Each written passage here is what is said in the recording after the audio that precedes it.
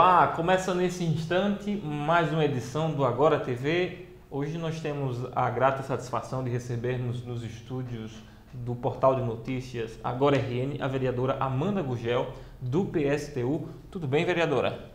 Tudo bem, Alex? Cumprimento você e todos os internautas que acompanham aí o Agora TV. Obrigado por ter vindo, vereadora. Vereadora, a senhora tem uma atuação muito marcante, até por ser professora, na área de educação. E tivemos momentos importantes aqui na capital do Rio Grande do Norte. O primeiro, o mais recente, foi a aprovação do Plano Municipal de Educação, né? As notícias são de que o prefeito Carlos Eduardo vetou uma série de itens considerados necessários e positivos e de avanços na categoria, e a Câmara bravamente derrubou esses vetos dos prefeitos, pelo menos alguns deles, né? Hoje se está discutindo a lei de diretrizes orçamentárias, mas sobre o plano de educação, o que é que a senhora contabiliza como avanço definitivo? Olha, Alex, tivemos muitos avanços, né? Em termos de educação pública, acho que as pessoas se sentem muito ansiosas para ver um dia a gente discutir aqui que os nossos alunos estão tendo um desempenho maravilhoso, ou pelo menos razoável, mas infelizmente eles estão tendo um desempenho sofrível ainda, né? E são muitos elementos que concorrem para isso. E, infelizmente, quando chega em um processo legislativo e na votação de um plano municipal, por exemplo, ao invés de nós discutirmos grandes avanços, como nós propusemos, né, que fosse a inclusão de 100% das 37.132 crianças que estão fora da escola em Natal e que nós acreditamos que 10 anos seria tempo suficiente para isso, para elas estarem matriculadas desde que houvesse o investimento necessário, um avanço como esse nós ainda não temos. Mas algumas questões que concorrem definitivamente para o baixo desempenho dos alunos, como por exemplo, as condições em que as crianças estudam, a questão da valorização dos trabalhadores em educação para que se sintam motivados, para que tenham a condição de fato, elaborar boas aulas e conseguir executá-las, né? É nesse patamar que nós ainda estamos. Então, por exemplo, aprovamos no Plano Municipal de Educação a previsão para que num prazo de 10 anos, que acho que todo mundo deve concordar que é um prazo mais do que elástico, né? Todas as salas de aula de Natal estivessem climatizadas, porque hoje isso é desesperador a forma como as salas de aula elas estão funcionando hoje. Não há uma iluminação adequada, não há uma ventilação adequada, os ventiladores sempre estão quebrados, sempre são insuficientes, a temperatura da nossa cidade é muito alta, né? E isso é muito básico, um ar-condicionado numa sala de aula. Isso o prefeito vetou. E a Câmara Municipal, acho que foi muito coerente ao derrubar o veto por isso, porque fizemos essa discussão de forma aprofundada, primeiro na Comissão de Educação, depois no plenário, os vereadores aprovaram. Aprovaram também o direito a que os trabalhadores em educação tivessem acesso a uma refeição, que é a merenda escolar, né? Porque hoje é considerado um desvio da merenda, o consumo por parte dos professores e dos funcionários. Isso foi aprovado pela Câmara, uma coisa muito elementar. O prefeito vetou, a Câmara derrubou. Acho que foi importante essa iniciativa, essa manutenção do voto, na verdade, né? Quando o vereador ele derruba o veto, ele está mantendo o voto que ele deu anteriormente. O auxílio transporte, o auxílio alimentação, que sejam incluídos no plano de cargo das categorias, né, dos trabalhadores em educação, isso daí também foi veto do prefeito e a Câmara derrubou.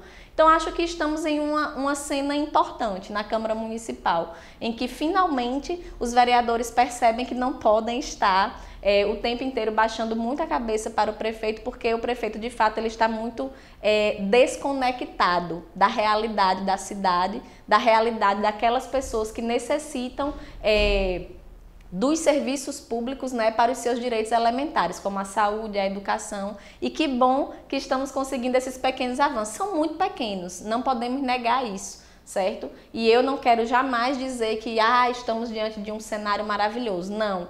O ideal seria isso, que nós estivéssemos aqui discutindo que todas as crianças estão matriculadas, que estão matriculadas em condições dignas, que estão tendo um excelente desempenho, mas infelizmente o patamar em que nós estamos é esse, em que um vereador tem que aprovar com toda força um prato de cuscuz para um professor e o prefeito vai lá e veta, né? Então esse é o patamar em que nós estamos ainda. Vereadora, nós estamos em ano de eleição ou reeleição, no caso de algumas figuras políticas. A senhora está no primeiro mandato. Sim.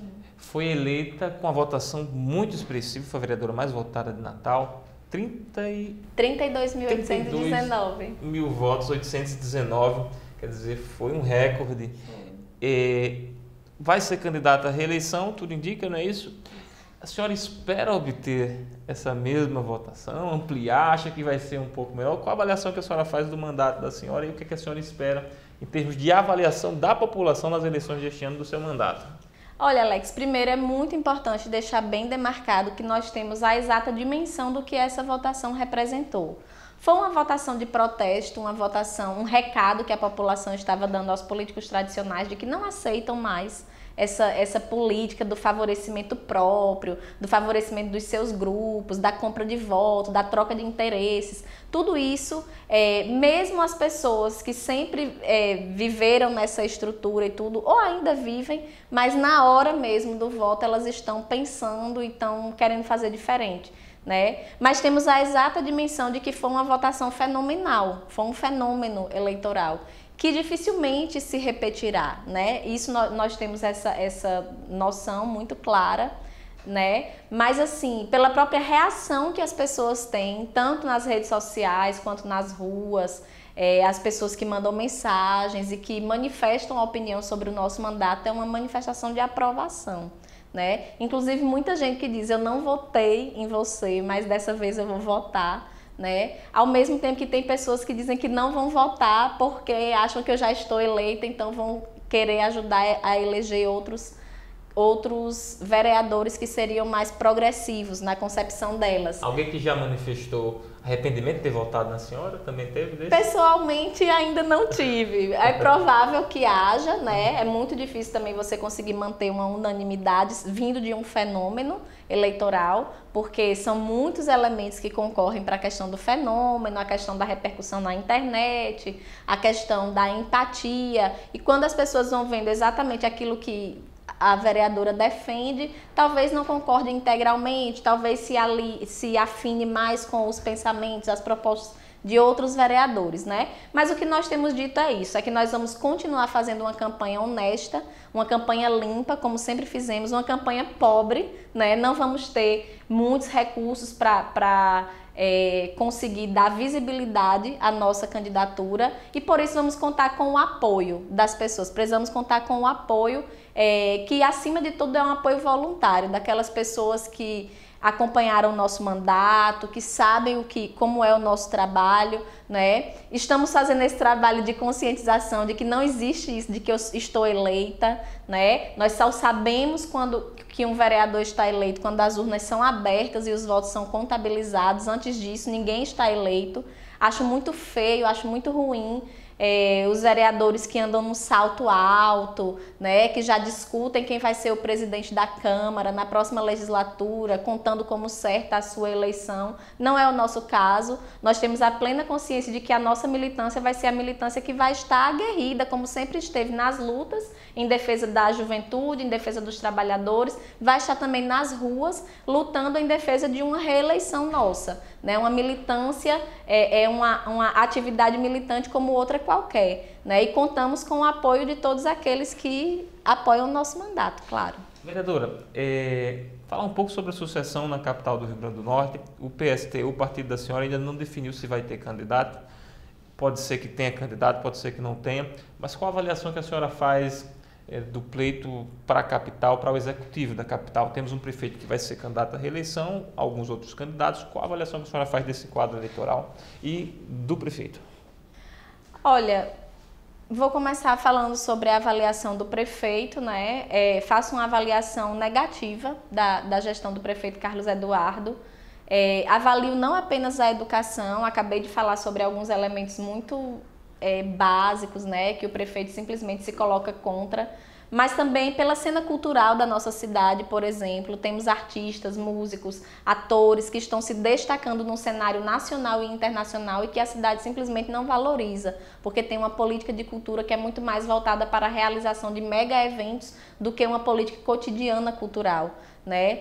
Fizemos uma audiência pública para discutir a questão da insegurança nas unidades de saúde. Então aqui você casa duas categorias profissionais que estão inseridas nesse problema, que é a Guarda Municipal e que são os servidores da saúde e que estão em uma situação de absoluta desvalorização e desprezo por parte da Prefeitura Municipal de Natal. Na educação, além dos problemas que eu apontei aqui, ainda estamos hoje enfrentando a realidade dos estagiários que cumprem o papel de auxiliares de sala nas unidades de ensino e recebem uma bolsa no valor de R$ 570, que constantemente é atrasada, chegando ao ponto de atrasar 3 ou 4 meses, né, alguns estagiários, e que a cada mês isso se repete.